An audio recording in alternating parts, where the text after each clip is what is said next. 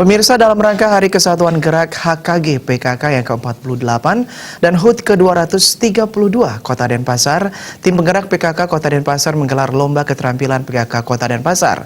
Kegiatan tersebut diikuti ratusan peserta yang berasal dari kalangan pelajar SD dan SMP, anak berkebutuhan khusus dan seluruh ketua tim penggerak PKK desa, kelurahan, serta kader-kader PKK dari kecamatan, desa, dan kelurahan sekota Denpasar.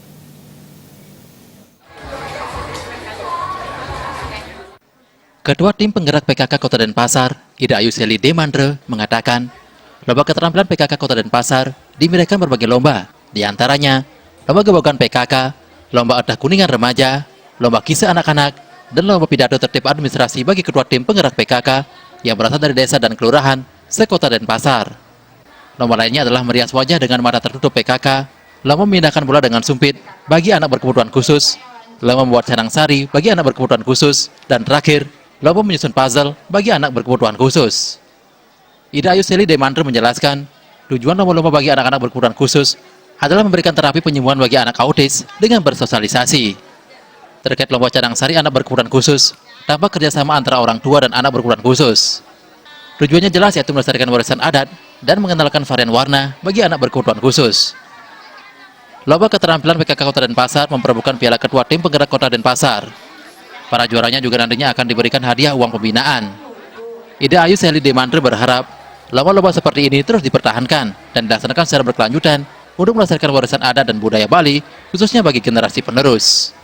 Kita juga melibatkan anak-anak autis di sini, anak berkebutuhan khusus. Karena kita tahu salah satu terapi untuk penyembuhan mereka harus bisa bersosialisasi. Nah, dalam bentuk lomba ini kami melombakan membuat canang sari. Ini melibatkan kerjasama antara orang tua dan anak-anak berkebutuhan khusus.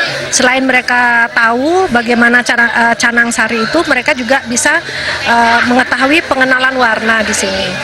Nah, ke depan lomba-lomba ini kita akan bisa pertahankan, dan juga kami mengadakan lomba janur ini juga untuk mempertahankan dan melestarikan adat budaya di Bali. Jadi harapan kami ke depan dengan diadakan lomba-lomba seperti ini, salah satunya dalam melestarikan budaya, ya kita ingin anak-anak ini mengetahui lebih dini, kemudian bisa mengembangkan dan juga melestarikan adat budaya yang ada di Bali.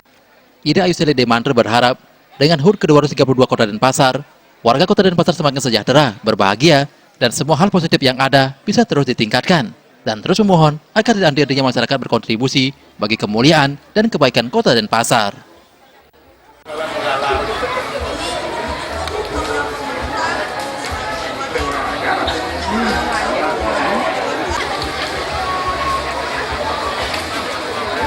Administrasi di tingkat dusun terdiri dari 2 buku wajib, yaitu catatan data dan kegiatan warga kelompok desa. Jam waktu pertemuannya, tempat pertemuannya, dan macam-macam rapatnya, ya. Kung Krisna, Bali TV.